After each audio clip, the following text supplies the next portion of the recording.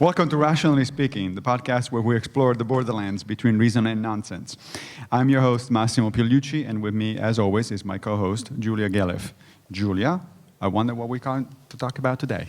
Well, Massimo, we are here again live at the Northeast Conference on Science and Skepticism. Give everyone at home a round of applause. Yeah. See what you're missing? And I'm very excited to welcome our special guest today. Jim Holt is a science writer and author. He's published several books, including A History of Jokes, and in 2012, a book called Why Does the World Exist? An Existential Detective Story, which we're going to talk about today.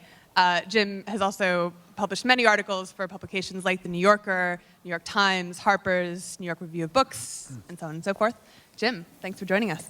Pleasure to be here. So I really enjoyed your book, as I mentioned. It's essentially an investigation of why anything exists at all. I also really liked your title, although I kind of wished you had titled it just "Why Is." It's a nice, concise, because that's really the question. It's not so much about why is the universe the way that it is. Well, it's partly about that. It's not about how did the universe come into being, but really, why is there a universe at all?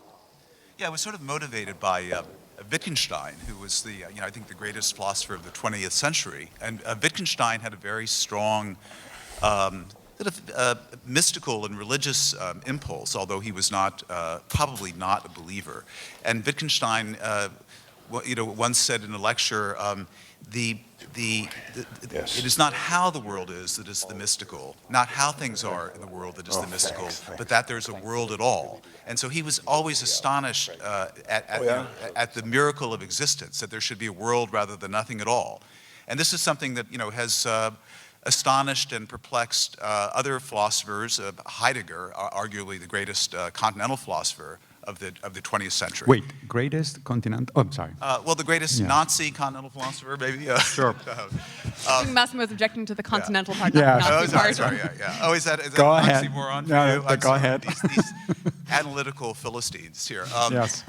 And then for other people, the question, why is there a world rather than nothing at all, is just silly. It's a child's naive question. One of the first great thinkers I spoke to in my quest to get a handle on this question was a very great philosopher of science and a very, very militant, perhaps the most militant atheist I've ever encountered, whose name is Adolf Grünbaum. He was at the University of Pittsburgh, and he's just turning 90 years old. And he claimed that anybody who was obsessed with the question of existence, with the question, why is there something rather than nothing, was really enthralled to Christian metaphysics. The idea, even as an atheist, right? Yes. So it was only, the question, why is there a world rather than nothing at all, is a modern question. It wasn't really framed in that form until the 17th century, when Leibniz, the German philosopher who wrote in French and Latin, posed it. And why is there something rather than nothing? And if you look at the ancient Greeks, for example, among many other earlier civilizations, they didn't have a concept of absolute nothingness. They had a concept of sort of a pre-existing chaotic mess that was organized by demiurges or by some evolutionary process, and which gave rise to cosmos. So it's chaos giving rise to cosmos, not a world coming out of nothingness. And so the idea that the world could have come out of absolutely nothing is really a Christian idea. And in the early church fathers believed that the God that they envisaged was infinite in every respect, all-powerful, and he could create a world out of nothing at all. He didn't need any sort of pre-existing material. Okay, so this is the Christian, the Christian metaphysical equation. God plus nothing equals the world. Okay, now, suppose you take God. They were not very good at math. Yeah. Right? But anyway, go ahead. Yeah. I like equations that don't actually have numbers in them. Right. So now suppose you don't go for the God hypothesis, so you're an atheist. You would say, well, we have this equation, God plus nothing equals the world. Now we take God out of the equation, and we have blank plus nothing equals the world. Now we've got to fill that blank with something else that could bring a world out of nothingness.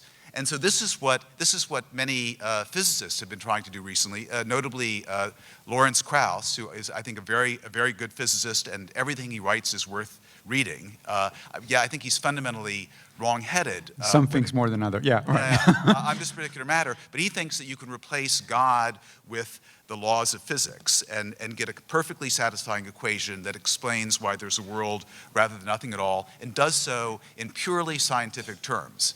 I've just been babbling for too long, so I'll well, let me ask you one thing. So actually, when I started reading your book for review in the Philosopher's magazine, the first thing that came to my mind was this quote from somebody who was neither a philosopher nor a scientist, but had a lot of interesting things to say about this kind of stuff, Douglas Adams. So he said, "In the beginning, the universe was created. This has made a lot of people very angry and has been widely regarded as a bad move." The point being that I think Adams was actually focusing on what happened after the universe, which is a problem also, of course, for Christians. I mean, this brings up the whole point of the whole problem of evil, you know, why the universe is in fact the way it is. The ancient Greeks did have an answer for that. Plato's idea of the demiurge, this, you know, sort of minor god who had certain things to work with, and he did his best. So what explained the fact that the world is not particularly good is just that, you know, that's what he had to work with.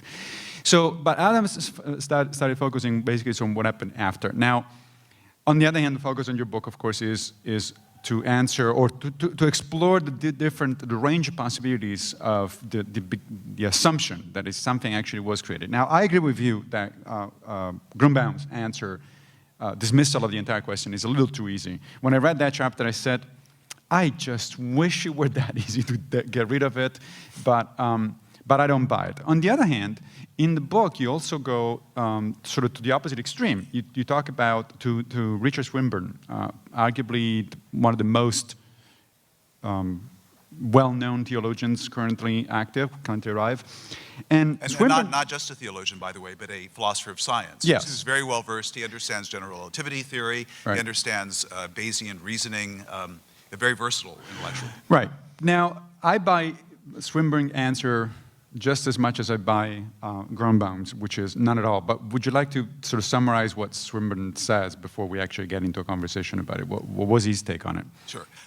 Richard Swinburne, who I agree with Massimo, is the most interesting philosopher of religion in the English-speaking world today. He's been at Oxford his entire career.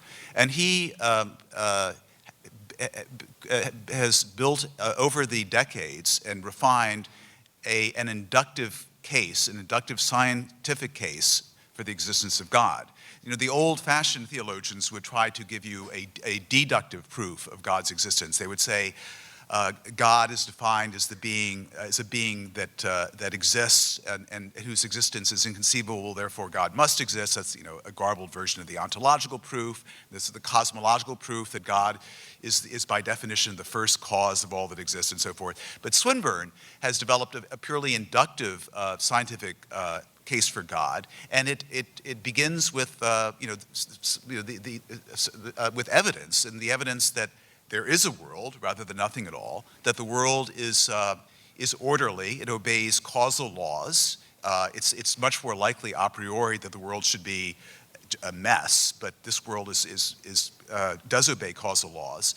It seems to be fine-tuned for the existence of creatures like us. If you look at all of the so-called the constants in the standard model of physics, if you vary any of them, I'm sure everyone's heard this argument, if you vary any of them by the slightest bit, the universe would be completely inhospitable to life, let alone conscious, intelligent observers like ourselves. So to explain all of this, Swinburne argues, the simplest hypothesis is God. And, you know, the idea that God, you know, I find he puts this case with, you know, great nuance and great intelligence. The sticking point for me is his claim that the God hypothesis is a simple one. And it's based on the idea that, how do you define God? Well, God is infinite in every respect, infinitely powerful, infinitely knowledgeable, eternal, and so forth. And so it's the simplest thing other than zero, right? Zero is the simplest thing because it's you know, it's nothing. It's the only non-arbitrary number. The number 17, by contrast, is very arbitrary. But infinity is like zero. It's not arbitrary. And if you define a being as being infinite in every respect, that's a very simple way of characterizing that being. So this is Swinburne's argument, which I think is a bad one, for the simplicity of the God hypothesis. I don't think it's a simple hypothesis at all, so I don't buy that. But I thought, it's worth allowing the God hypothesis to be given its best and most sophisticated presentation before dismissing it entirely. So setting aside what nature we can conclude God to have if there were a God, but just looking at the inductive case that he makes for our universe having been intentionally created, that seems less obviously terrible to me than the God must be infinite because infinity is simpler than 17, for example.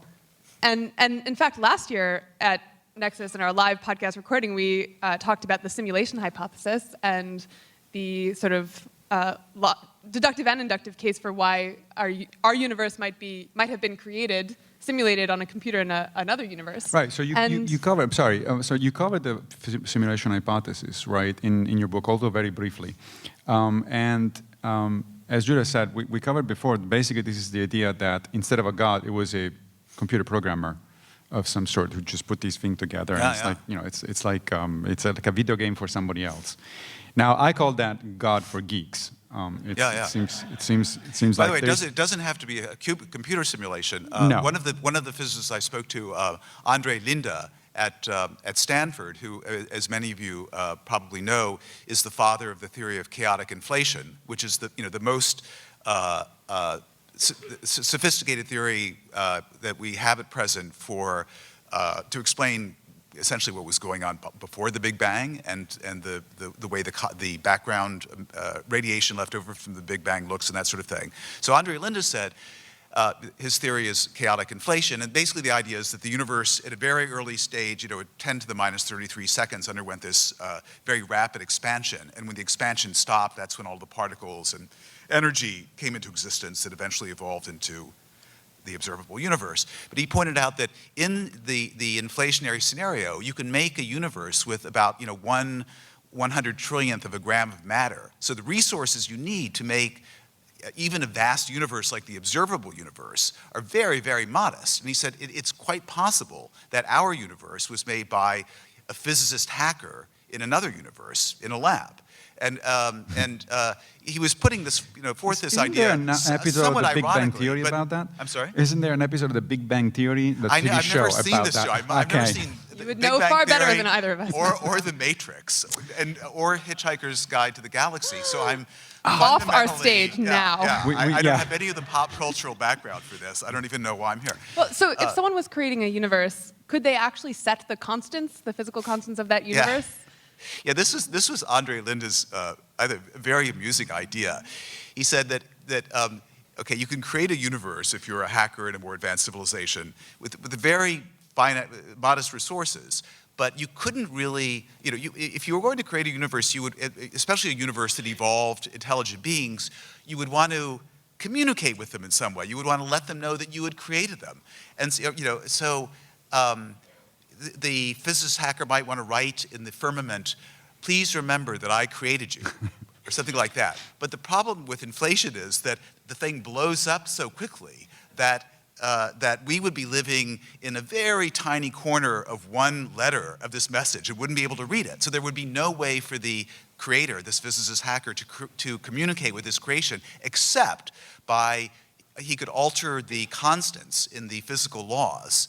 And this would mean that there could be a message hidden in things like the gravitational constant, the fine coupling constant, the ratio of the mass of the electron to the proton, this sort of thing, and that only physicists would be able to read it. So this is very. But he also said that this is what I thought was the most profound, humorous observation he made, was that the hypothesis that our universe was created by a physicist hacker would explain why it's basically so crummy. I mean, if you look about. It's not an elegantly constructed universe. I mean, why are there 60 plus different kinds of elementary particles?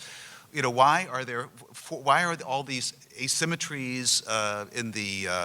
Why, if you look at the best theory we have of the universe, the standard model of physics, it's an ugly theory. It's a stick and bubblegum contraption. Actually, the argument that I was about to bring up earlier is different from the simulation hypothesis that we talked about last year. It's instead the argument that if our universe was not intentionally created to be able to support life, then we have this weird, extremely unlikely coincidence to explain that it just so happened that the physical constants were in this very, very narrow band that would allow life to be created.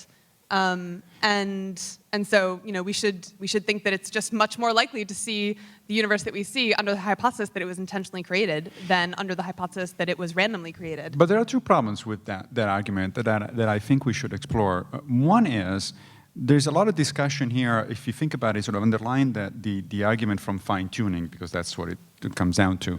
One of the assumptions there is that the distribution of possible values of those constants is in fact flat and essentially infinite. That is equally probable that, let's say, the charge of the electron or the mass of the proton or whatever it is took that particular value as opposed to any number of, an infinite number of other values. And if you put it that way, of course, yes, then the chances of having that particular value are, 1 over infinity multiplied by the number of constants. It becomes incredible, in fact, that all of this just happened by coincidence.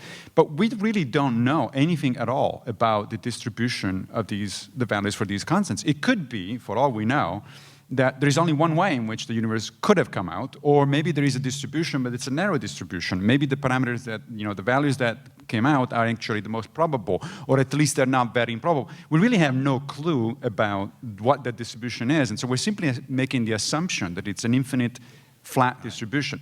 If that falls, and there is, I don't think, any empirical evidence for that particular assumption, that idea goes out the window. The other typical criticism, which I think you do get into in the book, is of course that a version of the many universes hypothesis, the idea that this may be in fact one of an infinite number of universes, and yes, all sorts of parameter combinations appear in the entire multiverse, but obviously we would find ourselves only in the ones that actually happen to bring about life. There's an infinite other number out there where nobody's asking the question. Douglas Adams was never born, and so on and so forth, right? So those two, it seemed to me, strike me as very, very good answers. One is an answer from ignorance, essentially. We say, well, wait a minute, you're making assumptions here about the distribution that you cannot support. And the other one is actually a reasonable answer coming out of theoretical physics. Now, true, there's no empirical evidence of multiverses, fine.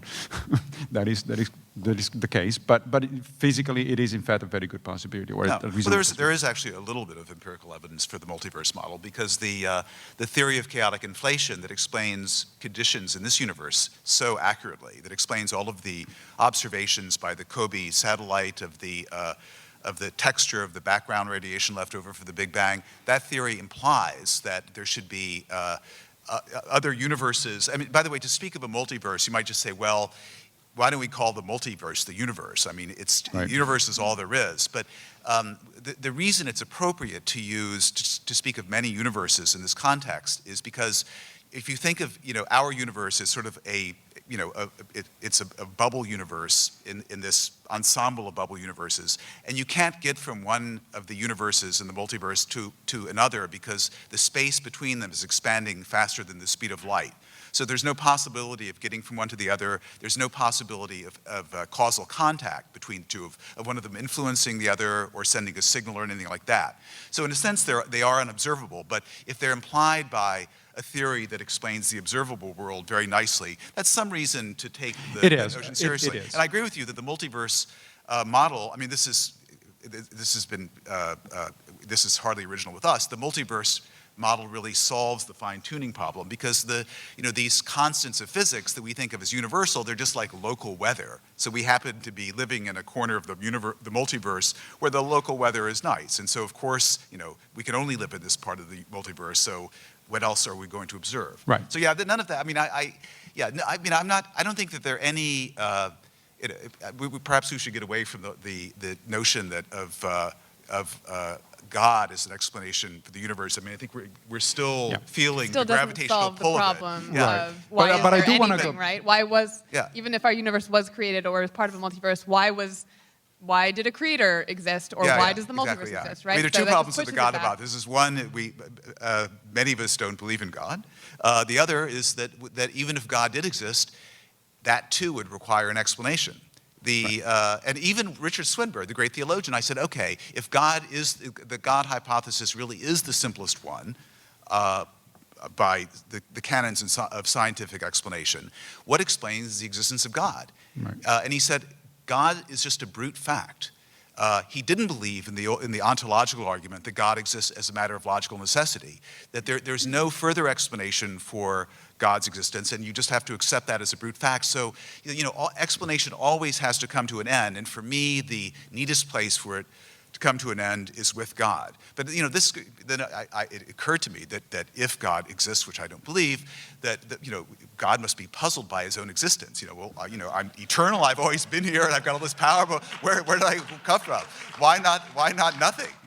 And so maybe out of boredom with contemplating the puzzle of his own existence, he created the world. I'm going to indulge your patience for a moment and refer to Douglas Adams again. There is a wonderful bit in the Hitchhiker's Guide to the Galaxy where God is presented with some kind of reasoning similar to the one you put forth, and the outcome of that is that he disappears in a puff of logic. Douglas Adams always got there before I did. He always has the better joke. The guy was amazing. That's why he runs great. But before we go ahead, Julia, sorry, one more thing. I really want to nail a couple more things about Swinburne, because I think sometimes theologically inclined philosophers get away with a little too much. And in this particular case, there's two things. I mean, other than the objections that you raised, which I think are very reasonable, there are two additional things that I think are problematic anytime that I read something like Swinburne or Plantinga, for instance, who is another example of a well-known theologian who argues along similar lines. And those are, number one, the issue of complexity. On this one, unfortunately, complexity of God. About this one, unfortunately, I think even atheists like Richard Dawkins are guilty of. That is, I am not sure, I haven't seen any argument, any developed argument that convinced me that the concept of complexity can be coherent, or simplicity, can be coherently applied to a God, or at least the kind of God we're talking about. So when Richard Dawkins says, well, God is not a good explanation because it's very complicated, or when Swinburne says the opposite, it's a very simple explanation, I have no idea what they're talking about, because how do you measure the complexity of God? What kind of sort of metric? I've never seen. They both assume that, well, it's obvious that it's very simple, it's obvious it's very complex. To me, that is not obvious at all, and to the point that I suspect there is actually no way to cash out that concept. So that's the first thing. The other thing is, and this one really bothers me often when it comes to so-called supernatural explanations in general, that these people seem to have a very bizarre idea of what counts as an explanation. Okay, so to me, God did it. It's not an explanation. It's just reformulating the mystery in a way that satisfies you better from a psychological perspective. You have not given me any explanation at all. Okay, you have not given me any idea of mechanisms, any ideas of motivations. If we're talking about a conscious individual, conscious being, those would count as explanations. Yeah. But just say, well, and therefore God did it. It's like, no, that sounds superficially like an explanation. It just doesn't qualify. No epistemologist would buy that as an explanation. Right, yeah. It's interesting that Swinburne not only develops his case for God being the simplest explanation of existence, but he develops it in great detail, right down to the incarnation, crucifixion, and resurrection. Naturally. And actually, I was sitting in a study in Oxford, and in a fully skeptical cast of mind. And I have to say, he was sitting in front of a crucifix, and he had he reminded me a bit of a Byzantine divine. He actually is a congregant of the Eastern Orthodox Church. And there was a crucifix behind him, and as he unfolded this sort of very luminous and very coherent, and I think very false story, I could see a kind of nimbus forming around him, as though he were a saint. So it's very seductive. And I think, and also, I also felt that this is a man of genuine intellectual integrity, Yes. and so I felt not the slightest inclination to make fun of him in my book. Yes, but I agree with you. The notion of simplicity is a very dodgy one. The idea that simple things are more probable than complex things is I don't know why we should think that to be true.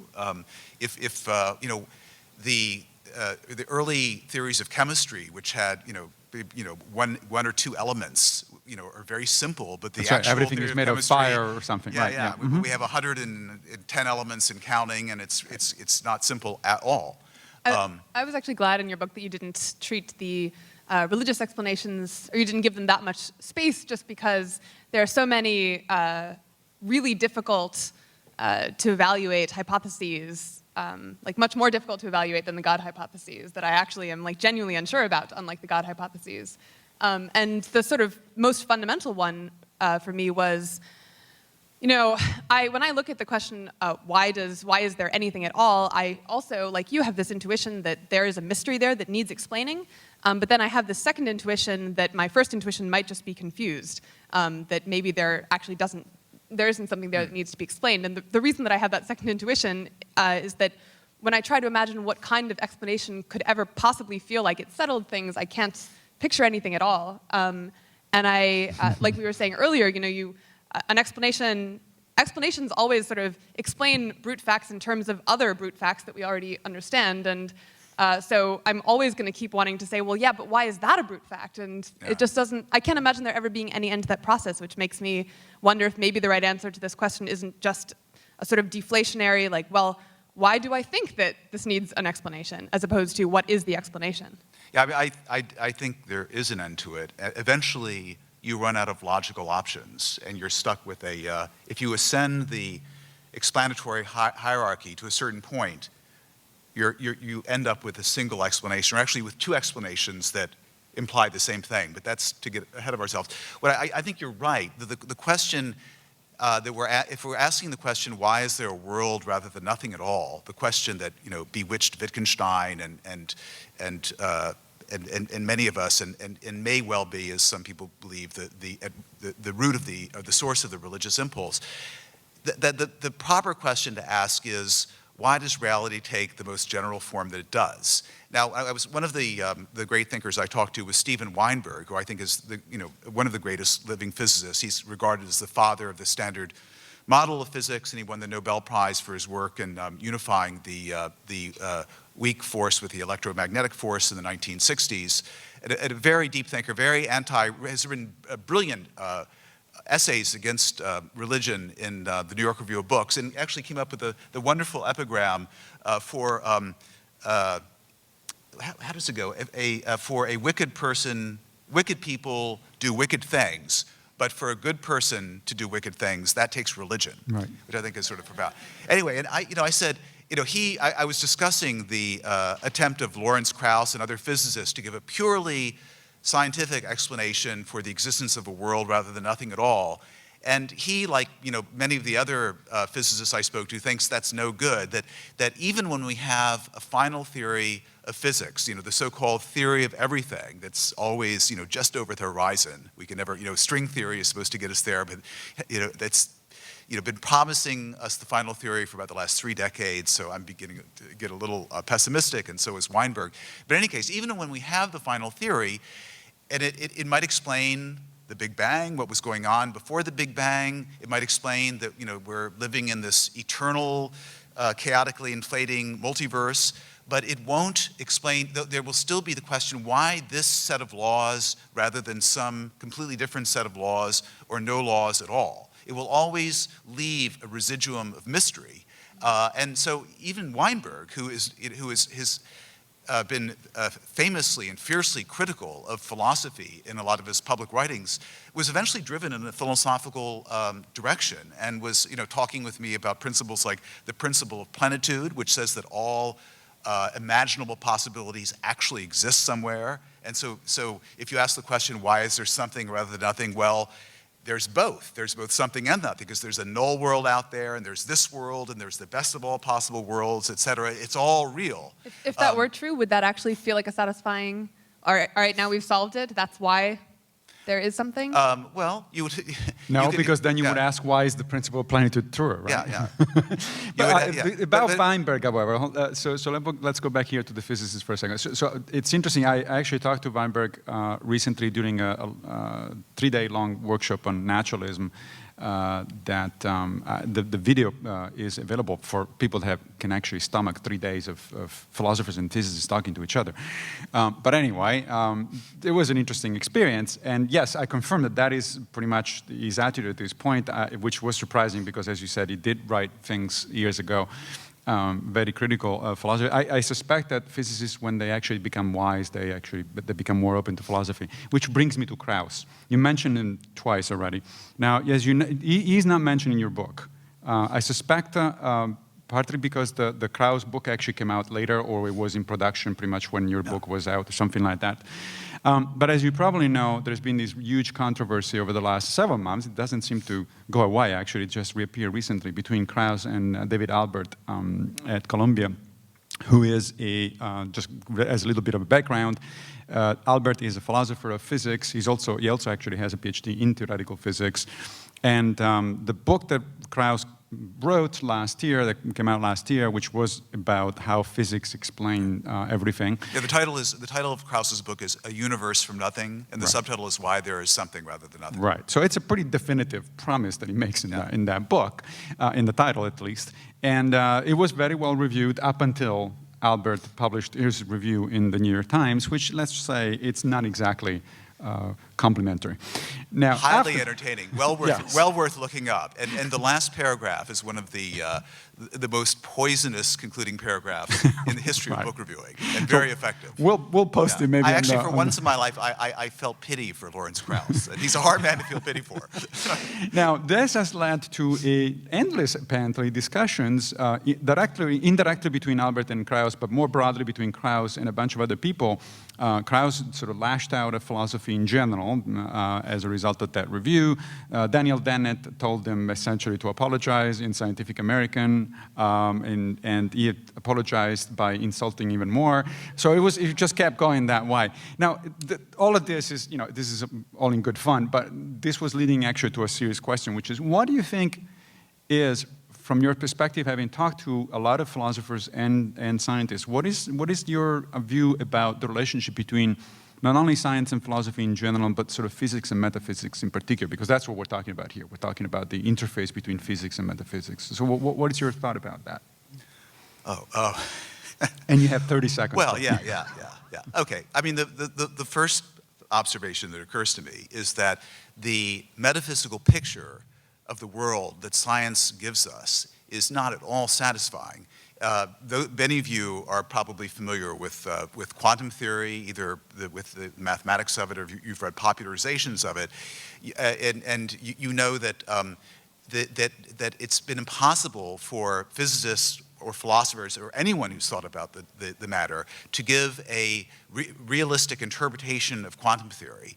As Richard Feynman memorably put it, how did he put it? If you think you understand quantum theory, you're crazy. Yeah. I mean, it's a wonderful, the attitude now in the physics world is shut up and calculate. Don't worry about what it means, because it's impossible to make sense of. It seems to have paradox built into it, but it's this marvelous, marvelous calculating device. It's if your criterion of scientific success is empirical adequacy, then quantum field theory is a success. It gives you empirical adequacy down to the 11th decimal point.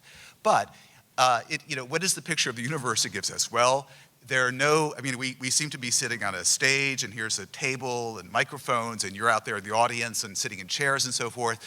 All of this is sort of an illusion. Really, all we have is this system called U, which stands for the universe, and its state is described by a point in infinite dimensional Hilbert space.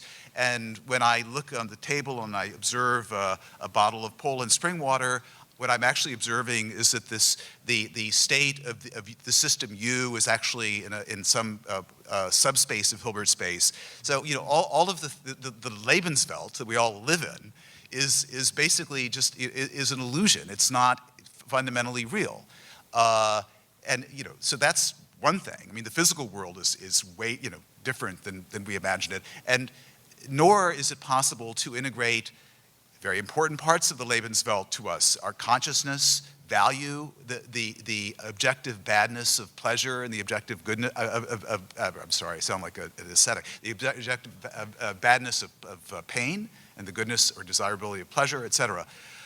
So the naturalistic worldview is, it's very good at helping us predict patterns of regularity in our experience. It's very bad so far at giving us any idea of how subjectivity, consciousness, and value fit into that picture. And this is something, by the way, the great NYU philosopher Thomas Nagel has just written a book many of you have no doubt heard of called Mind and Cosmos.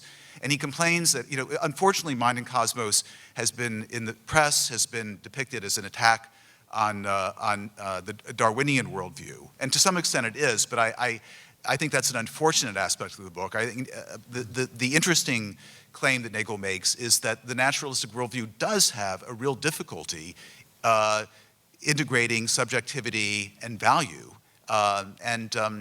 So it's adequate for what it does, but it's not adequate, to our entire existence. Now that's an awfully vaporous answer. Is that Well, no. I think it is. Well, I don't know about awfully vaporous. I understood it, but no. Gaseous.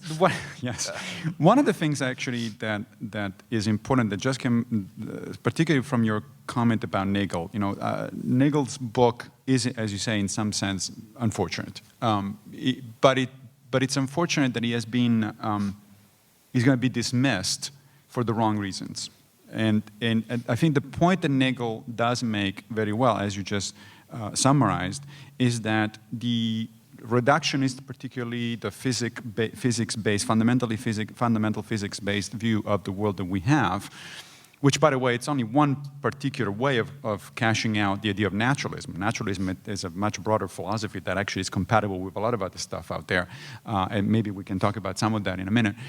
But that particular worldview, as successful as it has been in fundamental physics, actually does have a lot of trouble dealing with a lot of other things. And not just the high-level phenomena you're talking about, like consciousness, free will, morality, all that sort of stuff, aesthetics, for instance, all that. But in fact, I'm at the naturalism workshop with Weinberg. This thing came out that even non-fundamental physicists, some of them at least, over the last several years have been having increasing trouble with this idea that it all comes down to fundamental, it all comes down to quarks or strings and all that sort of stuff. In fact, one of these people, I don't remember his name, but we'll post the link on the website for the podcast.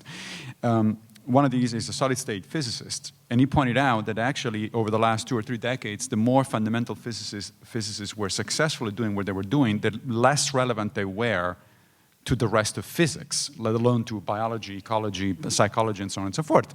And that is because the way you describe, for instance, the table and the water and all that sort of stuff, I think of that as a description of the world, which is very different from saying that is the way the world really is.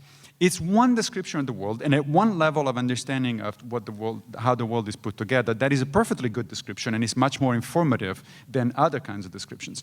But at the level of having this conversation, and if I wanted to understand, let's say, your motivations for coming in today at the NECSS conference, being on the podcast, and so on and so forth, that description tells me absolutely nothing useful about this. And I'm an empiricist. I think that science has to do with useful stuff.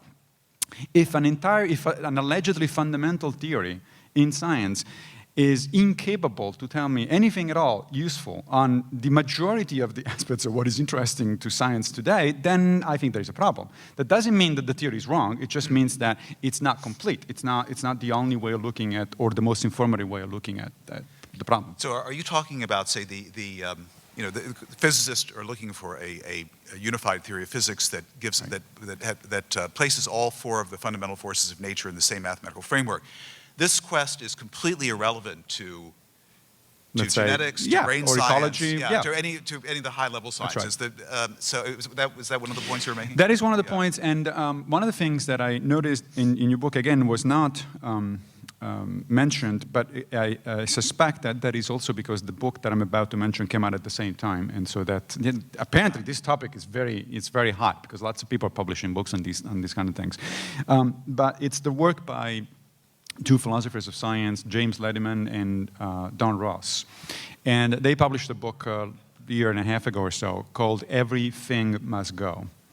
And it's really a book about how metaphysics makes sense of the differences between fundamental physics and the so-called special sciences, biology, ecology, psychology, and so on and so forth. And without getting into details about the book, by the way, we did have James Lediman on the Rationally Speaking podcast, so people can check it out. But the basic idea there is, in fact, that the so-called fundamental theory of everything is actually a theory of the fundamentals, but it is not a theory of a lot of stuff that is above the fundamentals. And when you go above the fundamentals, you actually need special theories. You're never going to be eliminating biology, psychology, and so on and so forth, and have all of a sudden a unified description in terms of quantum mechanics of everything, because it's just not useful. Quantum mechanics is simply not useful. There's no way to develop that theory and make sense of psychological processes and so on. I've been wanting to ask you about the fundamentals. You left us on a cliffhanger earlier when I was saying it seemed to me like there couldn't be an explanation that would be satisfying and actually reach the end of the chain of whys, and you said you thought that there could. Yeah. It's I was so good. on my edge of this. Good memory. Yeah. It was an Oxford philosopher named Derek Parfit who was actually profiled in the New Yorker about 2 years ago by Larissa McFarker, a very fine writer, very interesting profile. And actually, if any of you are curious about what's going on in Anglophone analytical philosophy, this profile is a very good introduction. The name of the subject is Derek Parfit. He's a P-A-R-F-I-T. He's a longtime fellow of All Souls. And he was the one who got me to think about the mystery of existence in a completely different way. Instead of thinking, how did a world come out of nothingness? That's the wrong way of thinking about it. The right way, he claimed, it was to imagine all the different ways reality might have turned out. So one way is nothingness, the null world. That's the simplest way. Another way would be the way that the principle of plenitude that we were just discussing would have it, that all possible realities actually exist. That would be the richest possible reality, the fullest and the least arbitrary, since it excluded nothing. And so in between the null state, the world of nothingness, and the plenitudinous world, the fullest possible world, you have all kinds of intermediate possibilities. One of them would be the best of all possible worlds, where only good things existed. Another would be the most I suppose, the most mathematically elegant world, where the laws of physics were the most beautiful, that sort of thing. And then there'd be just a lot of crappy, mediocre worlds. That sounds like, which is basically, I think, this universe is one of those crappy, mediocre ones. I mean, I call it it's a cosmic junk shot. It's an infinite, incomplete, mediocre mess with areas of orderliness and beauty and goodness, and then areas of ugliness and evil. I mean, it contains beautiful phenomena, it contains child cancer, etc. This, if you follow the explanatory scheme that Derek Parfit has laid out, and you explain. It's way too complicated to talk about in this context, but basically, I'll give you a hint as to the solution. The principle of simplicity, which is the bedrock principle of science, you always go for the simplest explanation, and the principle of fullness or plenitude, which goes back to Plato, sort of conspire in a very funny way to produce or to explain a world that is neither simple nor full, but infinite, messy, falling infinitely far from the completeness, but infinitely removed from nothingness. The world that we inhabit, not just the physical world, but our subjective world is like that. I mean, I think the subjective world, the world of pleasure and pain and good and evil, whether those are fundamentally or ultimately subjective or not, I don't know. But I mean, that's something that we need an explanation of too. And I think the fact that the world is this sort of weird mixture of goodness and suffering, and it's different people have different attitudes toward it. I mean, Woody Allen gave an interview actually to a Jesuit priest about 2 years ago, and he talked about his vision of the world, and it's really, he said it's a world of brutal meaninglessness and overwhelming bleakness, and we all go to our graves in a horrible, meaningless way, and it's that's suffering. Woody, right? They're little pools of charm and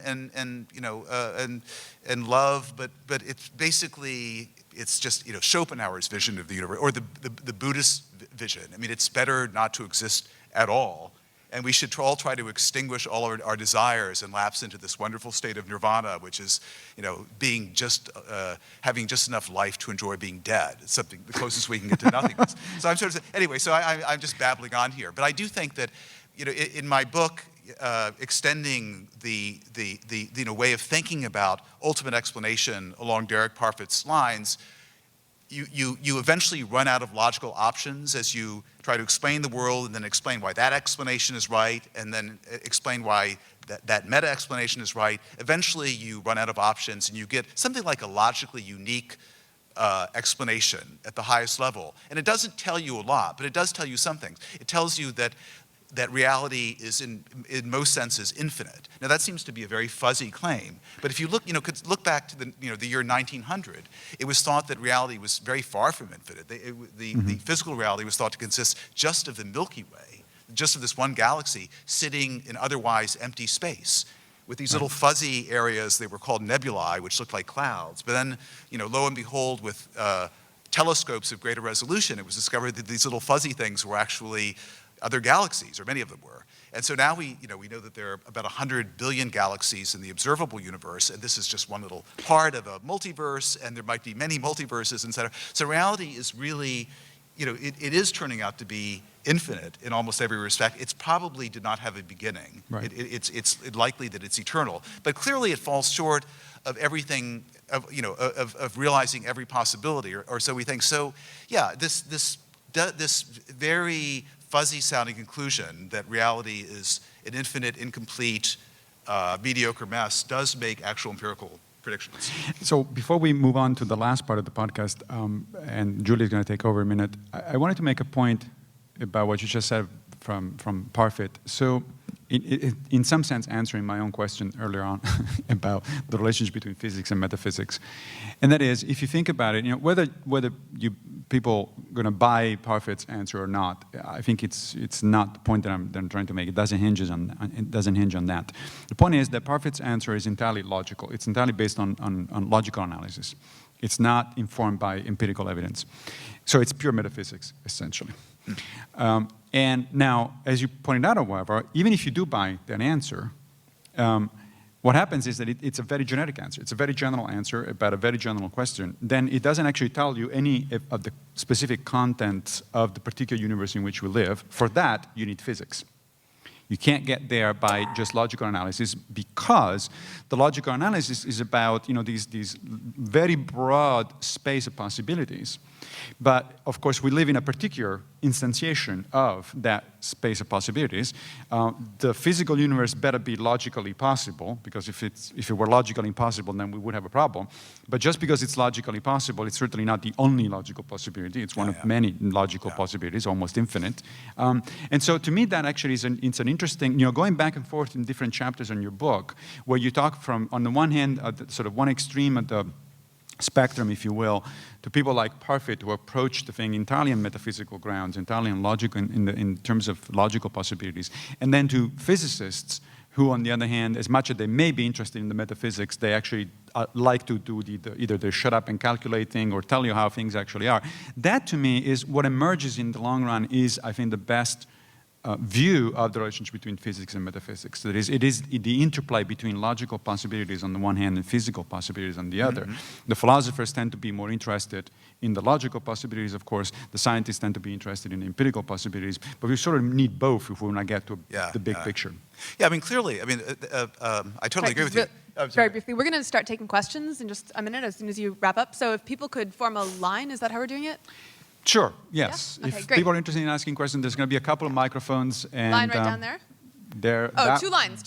Sorry. 2 lines are there. Okay. So start assembling and, I'm sorry, continue, Jim. One last point. There are other possible ways of explaining, once you have the final theory of physics, is there any explanation of why the laws take that form? Well, one hope was there might be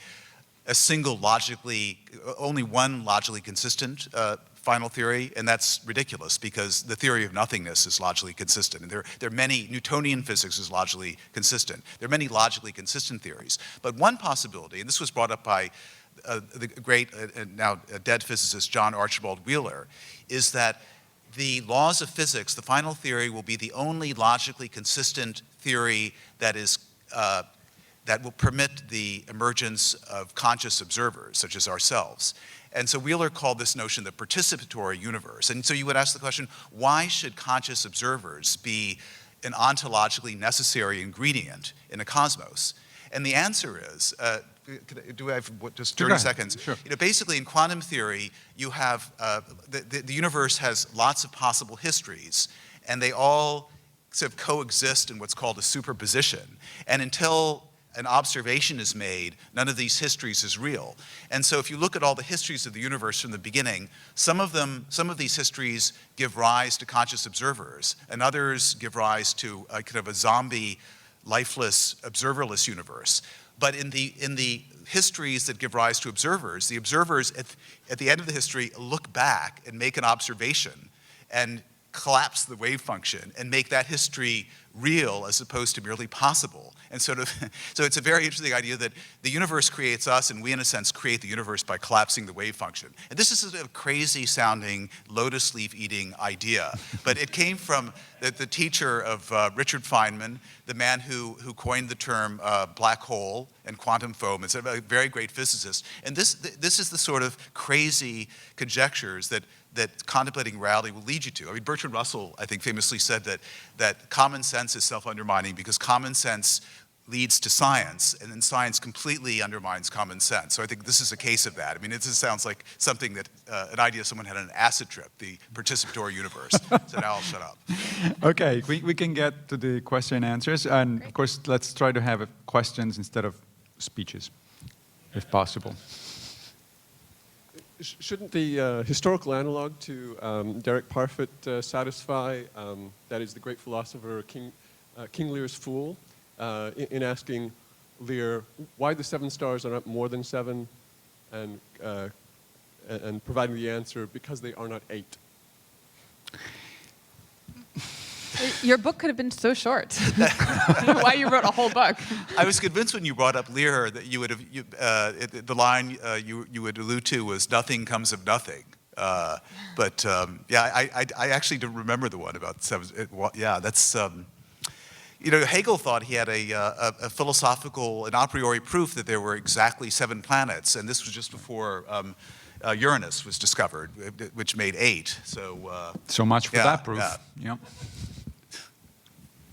Yes. I don't understand what the word exists means in the context of the principle of plentifulness. I mean, how can you have a universe where nothing exists if you do have a universe where where all these other things exist? You're exactly right. You're absolutely right. And this was something Robert Nozick, who wrote Anarchy, State, and Utopia. He was a philosopher at Harvard who died about 10 years ago. He was a champion of the principle of plenitude as a conceptual possibility. He said, you would have something and nothing. And I thought this, and then Steven Weinberg, the physicist, agreed with this. And I thought, this is crazy. If you have something, you don't have nothing. They can't coexist. And the first thing I asked Derek Parfit when I went to All Souls in this sort of, marvelous, ethereal cloistered atmosphere, I said, you do agree that nothing and something can't coexist? And you say, of course. So, this also shows you, I mean, that great thinkers, when they begin to think about the deepest of all questions, they just end up contradicting one another. I mean, one has an intuition that something and nothing can coexist, and you and I and Derek Parfit have the equally strong intuition that if there's something, there's not nothing. So that's just why it's good. These questions are best pursued in college dorms at 2 a.m. with a bong, I think. Do we have other questions? Any more? Yes, right there. Is there anything at all about the energy needed to maintain a universe? Like if you have one universe, there's a certain amount of energy in it, but if you've got the all of the universe is an infinite number. There's an infinite amount of energy. Would there be any theoretical way to say, well, there can only be so much energy, so you couldn't have an infinite number of multiverses or something That's like that? There was a New York physicist named Ed Tryon who had an idea at a physics colloquium at Columbia in the 1960s. He was thinking about how much energy there was in the universe, and it occurred to him that all of the radiation and the energy that's locked up in matter, by the equation E equals mc squared, was exactly counterbalanced by all of the negative gravitational energy. So the net energy of the universe is zero. It's sort of like Donald Trump. You have these big assets and big debts, and what your net worth is zero. So then he thought, well, the universe might be a free lunch. I mean, there could be a little quantum fluctuation since the net energy of the universe is zero.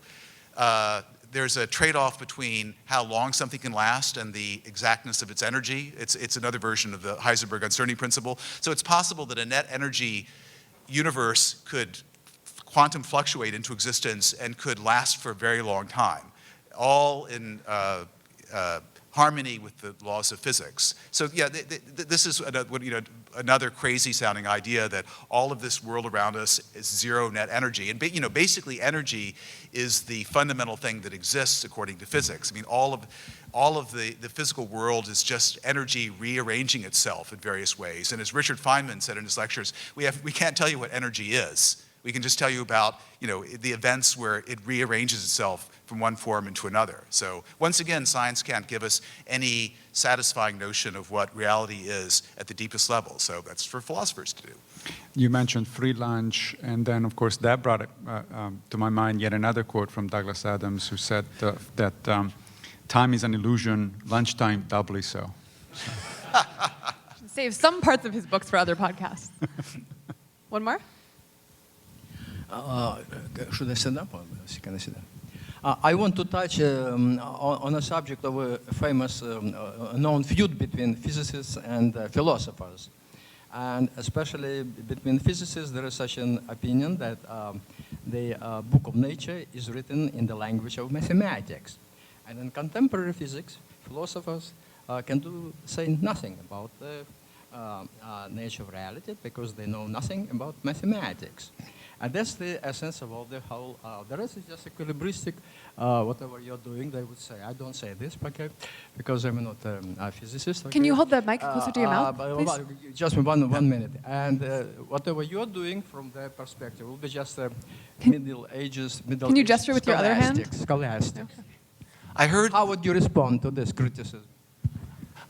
Well, we heard about a third of it. Yeah, I heard you began by, it was Galileo, I believe, who said Yes. that the book of nature is written in the world, in the language of mathematics. And then you said that philosophers can't give us a satisfying account of what mathematical entities are, in what sense they exist. I and think that I sort of actually thing. heard that philosophers don't deal with mathematics, therefore they have nothing to say about it, which is a little unfair. There's an entire branch of philosophy called philosophy of mathematics. There's plenty of philosophers who know quite a bit about mathematics, but that does bring up one of the things that we didn't talk about in the main segment, which is this whole idea of mathematical Platonism and the foundation of reality as being just in the relations between things in mathematics, and rather than the it from bit thing, for instance, right?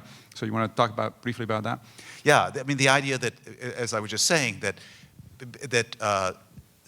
science is essentially deals with structure and not stuff. If you look at the world on the finest levels, it's sort of, good solid things sort of disappear and are replaced by, mathematical fields that don't have any, good old-fashioned solidity. And so, you can only say what an electron is. We can't say anything about the intrinsic nature of an electron. We can just say that it has a charge, and that means it has a propensity to affect other electrons in certain ways and to be affected by other electrons in certain ways. So basically, this picture of reality that science gives us is that of a pure informational flux, and it's completely silent on the question, in what kind of stuff is this informational flux realized? And so the radical thought has occurred to some thinkers that there is no stuff. It's just it's structure all the way down. It's pure information. It's pure mathematics, because mathematics is the science of structure. Mathematicians, if two structures are, if two structures have the same, are isomorphic, as mathematicians say, they don't care what color the structures are painted. That's irrelevant. So then you have the notion that maybe if mathematical entities exist platonically, if they exist eternally, and there are actually good physicists who believe this, like Sir Roger Penrose, one of the great living physicists. He's a mathematical Platonist, and he believes that mathematics is more real than the physical world, and that the mathematical entities are so rich, they sort of boil over into a physical world. I mean, it's almost mystical the way he puts it, but he really does believe this. And then there are other people who believe that the world is like a computer simulation, but there's no actual hardware. It's all software. So these are some of the radical ideas that none of, they strike, I think, all of us as being shamefully conjectural. And yet, they are responses to a question that science has no real answer to. I'm a philosopher. I have no problem with shameful conjectures, as long as they're interesting. No, but the interesting connection there is actually the one you implicitly made just a second ago, which is structural realism, which is what this idea it's called, is the idea that there is only structures, actually has some interesting support from both science and philosophy of science.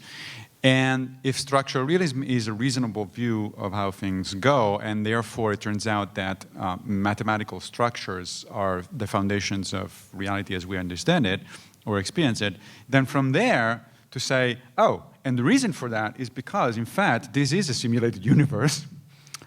It's not that, at that point, once you got that far, that last step isn't really that inconceivable. It's actually a fairly logical step. Now, whether I believe it or not, it's a different matter, but the idea is that the conjecture is actually interesting, and it's difficult to find logical fault, with the whole idea of the fact that, the whole idea that the foundations of reality are more about structure than about things.